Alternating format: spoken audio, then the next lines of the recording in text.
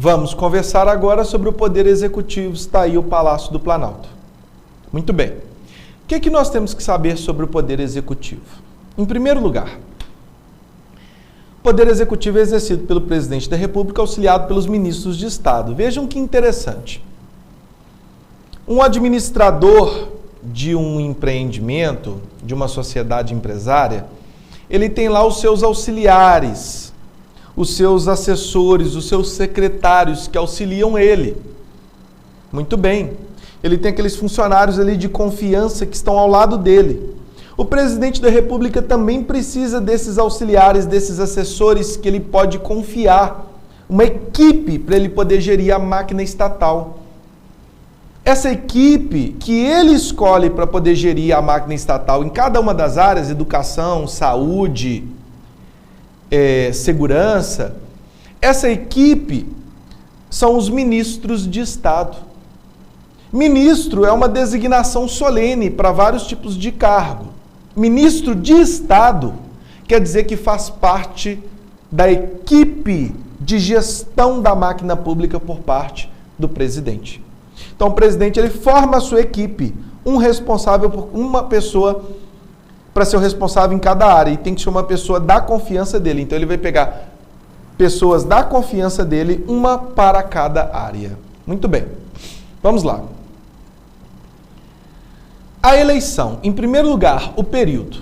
Já podemos guardar que eleições no Brasil é sempre primeiro turno ou turno único, primeiro domingo de outubro. Ó, esse ano é ano de eleição, então você já prepara o primeiro domingo de outubro. Se tiver segundo turno, vai ser no último domingo de outubro. Só teremos segundo turno para a eleição para presidente da República se um dos candidatos não conseguir a maioria absoluta dos votos válidos, tirou os em brancos, tirou em nulo, 100 milhões de votos. Se conseguir mais da metade, não tem segundo turno.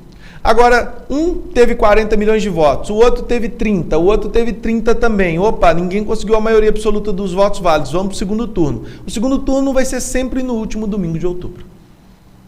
Muito bem, então já sabemos o período das eleições. Primeiro turno ou turno único, sempre primeiro domingo de outubro. Ó, esse ano é de eleição, separa o seu primeiro domingo de outubro. Segundo turno, se tiver, último domingo de outubro. A chapa compreende presidente e vice. Quando você está votando para o presidente, você está votando na chapa. Você está votando no vice em conjunto. Elegeu o presidente, aquele vice vai em conjunto. Tranquilo? A eleição do presidente e do vice-presidente da República realizar-se-á simultaneamente. No primeiro domingo de outubro, em primeiro turno, ou turno único, e no último domingo de outubro, em segundo turno, se houver, do ano anterior ao término do mandato presidencial vigente. Ótimo. Perfeito. A eleição do presidente da República importará do vice-presidente com ele registrado. Tranquilo. Vejam só, é necessário, como eu disse para vocês, a maioria absoluta dos votos válidos. O que são os votos válidos? Eu vou tirar fora em branco e nulo. Então eu tenho lá 120 milhões de votos. 10 milhões em branco, 10 milhões nulo. Tiro esses 20 milhões. Os 10 em branco, 10 milhões em branco e os 10 milhões nulos. Fiquei com 100 milhões. Desses 100 milhões, alguém conseguiu mais da metade? Não tem nem segundo turno. Alguém conseguiu 50 milhões? Alguém conseguiu 60 milhões? E o outro 30 e o outro 10? Não tem o segundo turno. Se ninguém conseguiu a maioria absoluta dos votos válidos, então nós vamos para o segundo turno. No segundo turno, nós sabemos, claro, que os dois mais votados vão. Mas por que eu coloquei 3 aí?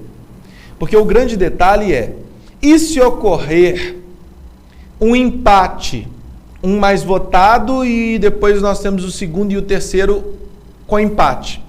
Vai o mais idoso, não é o mais antigo, que é quem tem mais tempo de serviço igual lá no judiciário, não. É o mais idoso aqui, não é a antiguidade lá do judiciário.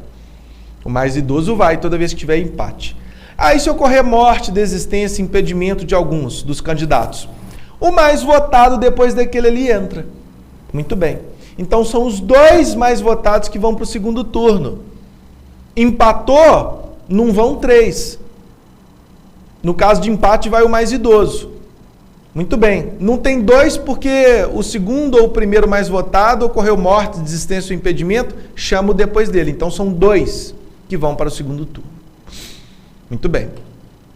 Será considerado eleito presidente o candidato que, registrado por partido político, claro, qualquer mandato eletivo pelo povo aqui no Brasil, para exercer cargo político, tem que ser através de filiação partidária, é um requisito para a capacidade eleitoral ativa, para se candidatar. Está lá na parte dos direitos políticos, já vimos isso. Será considerado eleito presidente o candidato registrado por partido político que obtiver a maioria absoluta dos votos, não computando os em brancos e os nulos. Se nenhum candidato alcançar a maioria absoluta, que é mais da metade, na primeira votação, far-se-á nova eleição em até 20 dias após a proclamação do resultado. Opa, professor, você não falou que é no último domingo de outubro? Considera-se esses 20 dias aí tacitamente revogado. Toda lei posterior de igual ou superior hierarquia, que foi incompatível com uma anterior, ela revoga tacitamente. Então, considera isso aí tacitamente revogado. Muito bem, far-se-á nova eleição no último domingo de outubro. Muito bem. Concorrendo os 2 candidatos mais votados e considerando-se eleito aquele que obtiver a maioria absoluta dos votos válidos. É porque nós tivemos uma alteração na Constituição. Então, esses 20 dias aí ficaram incompatíveis. Segundo turno, último domingo de outubro.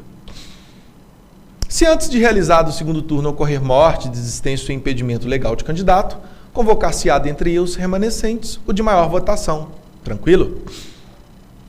Se na hipótese dos parágrafos anteriores remanescer em segundo lugar mais de um candidato com a mesma votação, qualificar-se-á o mais idoso, não é o mais antigo, porque a antiguidade é tempo de serviço lá do judiciário. Posse. Geralmente a pessoa toma posse no primeiro dia. Dilminha tomou posse no primeiro dia. 1º de janeiro ela estava tomando posse. Mas não precisa ser no primeiro dia, tem que ser nos 10 primeiros dias. De preferência até em conjunto lá com o vice, mas se tomar posse em separado também não tem problema não. O problema é se nem o presidente nem o vice tomarem posse. Se for por um motivo de força maior, comeram uma salada estragada, estão lá internados no hospital, ficaram um mês internado, não tem problema. Não pode, sem ser por motivo de força maior, nem o presidente nem o vice assumirem em 10 dias. Se isso acontecer, teremos vacância. Se nem o presidente nem o vice assumirem nos 10 primeiros dias, nós teremos vacância convocando novas eleições. Muito bem. É comum a prova trazer uma maldade. É comum ela trocar esse prazo de 10 dias por 15 dias. Sabe por quê? Porque a lei vai nos dizer que para o presidente ou vice se ausentar do país por mais de 15 dias, tem que ter autorização do Congresso. Cuidado, não confunda o prazo de 15 dias fora do país, superior a 15 dias tem que ter autorização do Congresso, com o prazo de posse, que é de 10 dias.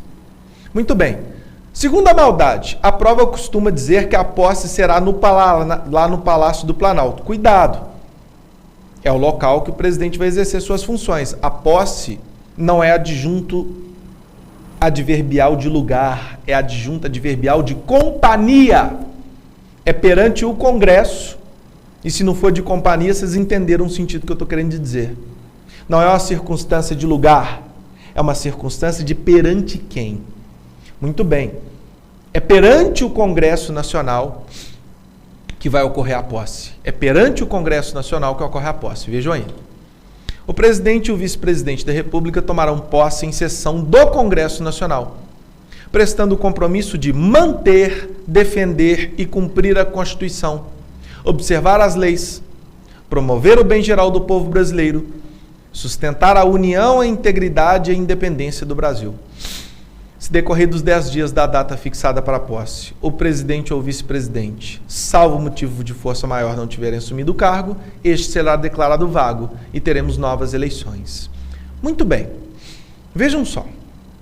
Vamos dar uma olhada na posse da Dilminha? Vamos passar ao momento solene de ouvir o compromisso de posse da Presidente da República e peço a todos que fiquem de pé.